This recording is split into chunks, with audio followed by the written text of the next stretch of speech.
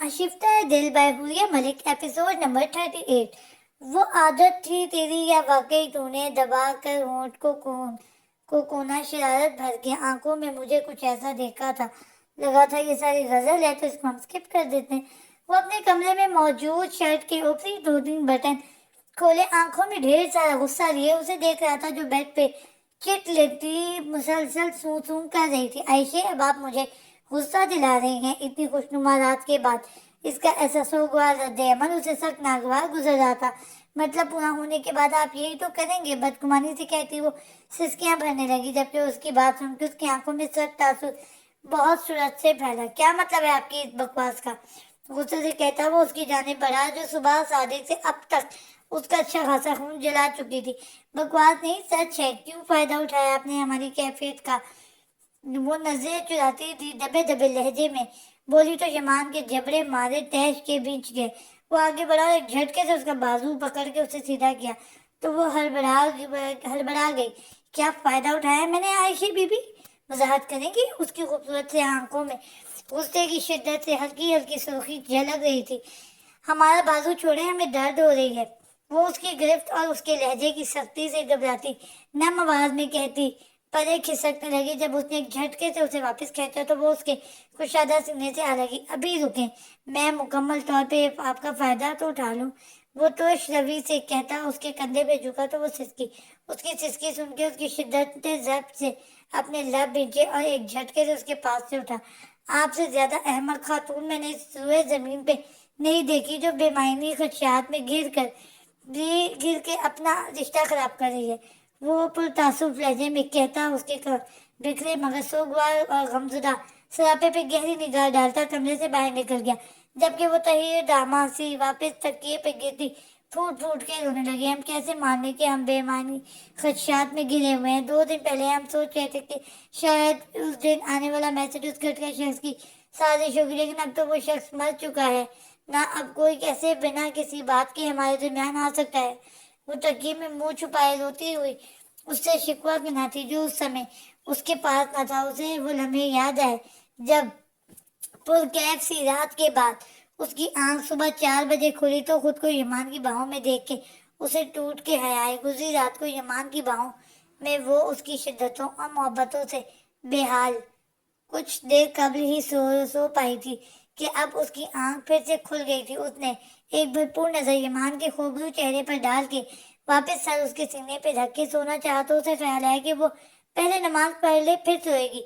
यही सोच के उसने दोबारा से आंखें खोली और अपने गिर लिपटा ईमान का बाजू उठाने लगी। जब वो अपनी ग्रिप मजबूत करता उसे सीने में बेचता करवट बदलता उस पर हावी हुआ तो उसकी सांसें सीने में अटक गई। ईमान पीछे हटे, उसने दबे दबे लहजे में कहते हुए उसके कंधे पे हाथ रखना चाहा, लेकिन उसे बिना शर्ट के देख के वो ये काम ना कर सकी। जब उसने उसे छोड़ने के बजाय उसके बालों में अपना चेहरा छुपाया तो आयशे के इर्द गिर्द खतरे की घंटियां बजने लगी।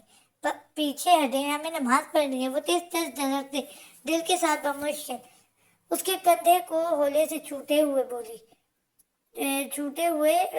बोली तो उसने वो होले से सर उठा के नींद और उसकी गुर्बत के खुमार से बोझल आंखों से उसे देखा तो उसकी पलकें हया के बोझ की लहसती सख्त आरजुओं पे झुक गई।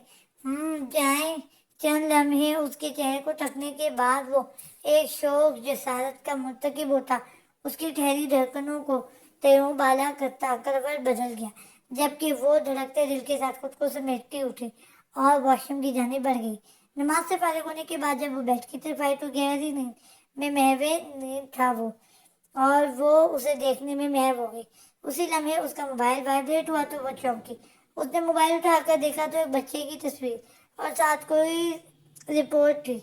उससे पहले कि वो रिपोर्ट पे गौर और फिक्र करती एक मैसेज दोबारा स्क्रीन पे नमूदा हुआ। मैं जानती हूँ कि मेरा मैसेज देख के तुम्हें शौक लगेगा, लेकिन मैं मजबूर हूँ क्योंकि मेरा शौहर एक बार फिर से मुझे और हमारे बच्चे को परदेश में तनहा छोड़ के तुमसे अपना हक वसूल करने जा पहुंचा है। मेरी तुमसे इल्तिजा है कि मेरे शौहर का पीछा छोड़ दो। तुम अभी जवान हो, तुम्हें तो कोई भी मिल सकता है, लेकिन अगर ईमान ने मुझे छोड़ा तो हमारा बच्चा तबाह हो जाएगा। आने वाला मैसेज फकत मैसेज नहीं था, बल्कि वो चंद घंटे कबल उनके दरमियान बनने वाले खूबसूरत एहसास और रिश्ते को निगलने वाला ड्रैकोला था, जिसने पल में उसके महकते चेहरे को खंडर بنا ڈالا۔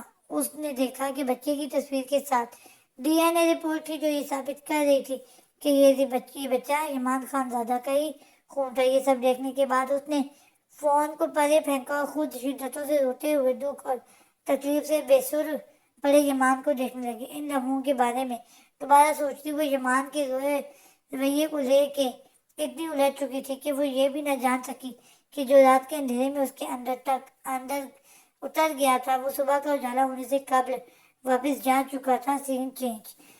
وہ صبح عادتاً جاگنگ سے فارغ ہو کے فریش ہونے کے لیے کمرے میں جا رہا تھا جب اس کی نظر بگڑے تاثرات سے سجا چہرہ لیے ایمان پہ نظر پڑی جو عائشہ کے کمرے سے نکل رہا تھا، کیونکہ اس وقت سب عائشہ کی گمشدگی کے سبب لال حویلی میں ہی موجود تھے۔ تجھے کیا ہوا؟ اس نے ایک محتاط نظر ادھر ادھر گھماتے اس سے استفسار کیا تو اس نے جل کے اسے دیکھا۔ تیری بہن کا دماغ خراب ہو چکا ہے۔ وہ پھاڑ کھانے والے انداز میں گویا ہوا تو حماس کی پیشانی پہ فوراً بل پڑے۔ بیہیویئر لینگویج، اس نے فوراً ناگواری سے اسے ٹوکا، لیکن اس نے اثر دیے بنا اس کی جانب دیکھا۔ فی الحال میری لینگویج اس سے زیادہ بیہیو نہیں ہو سکتی۔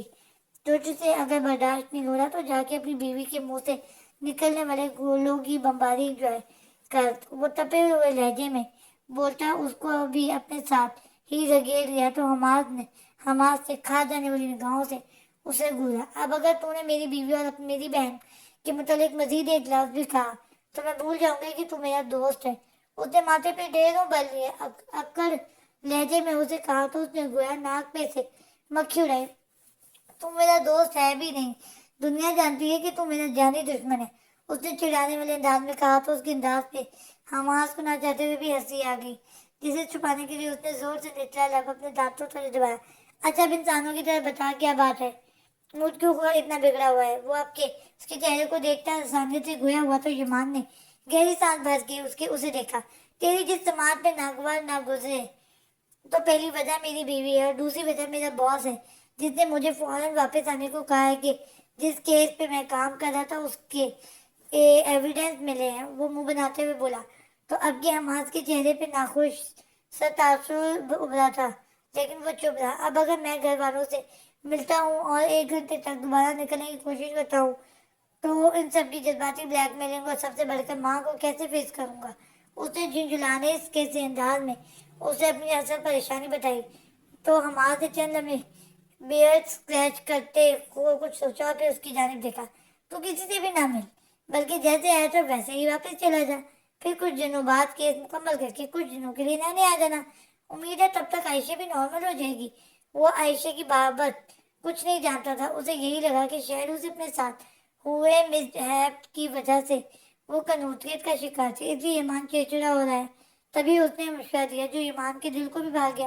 اس کی سیٹ کنفرم اس کی ٹیم کی طرف سے ہو چکی تھی جانے سے قبل۔ اس کا دل چاہا کہ وہ عائشہ سے ایک دفعہ مل کے جائیں، لیکن اس کا رویہ اور حالت سوچ کے وہ رک گیا، کیونکہ اس نے بھی یہی سوچا تھا کہ وہ کچھ دنوں تک اسے وقت دینا ہے تاکہ وہ اسے اس فیز سے باہر نکل آئے، اور پھر جب وہ ہفتے یا 10 دن میں بعد واپس آئے گا تو سب کچھ نارمل ہو چکا ہوگا۔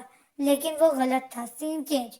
انہیں لاہور آئے ہوئے کافی دن ہو چکے تھے اور اس نے دیکھا تاکہ وہ اپنے خول میں پھر سے سمٹ چکی تھی۔ اس کے خلاف پریس کانفرنسز، آرٹیکلز بہت زور و شور سے جاری کر رہی تھی، لیکن چونکہ وہ شواہد اتنے پائیدار نہ تھے اس لیے اس کی پارٹی کو کوئی نقصان نہ پہنچا تھا۔ یہ سب کچھ بہت تحمل سے برداشت کر رہا تھا۔ شادی کے فوراً بعد جب نورے کا باغی رویہ سامنے آیا تو سب گھر والوں نے اس کی مخالفت کی، جسے اس نے بہت طریقے سے ہینڈل کیا تھا۔ اس نے سنا تھا کہ عورت کا لیا جانے والا انتقام بہت عبرتناک ہوتا ہے۔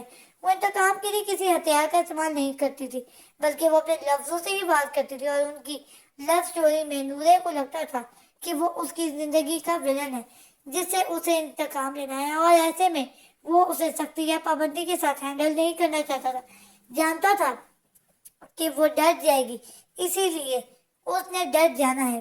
پہلے پہل اسے یہی لگا تھا کہ حسن خان زادہ کا ایک ہی دشمن ہے، بلال زبانی، لیکن جب اس نے سیاست میں قدم رکھا تو اسے اندازہ ہوا کہ یہاں تو دشمن تاک تاک پہ بیٹھے، اور ایسے میں معاشرے کا المیہ تھا کہ سچائی کی راہ پہ چلنے والوں کو کبھی عزت، کبھی جان اور کبھی خاندان کے نام پہ بلیک میل کیا جاتا ہے، اور یہی سب حسن خانزادہ کے ساتھ ہو رہا تھا، اس لیے وہ اپنی فیملی کو لے کے بہت پروٹیکٹیو ہو چکے تھے۔ جب نورے نے صحافت شروع کی تو آغا جان نے سب سے زیادہ مخالفت کی، لیکن وہ اس کے انتقام کی آخری حد دیکھنا چاہتا تھا، تبھی انہیں روک گیا۔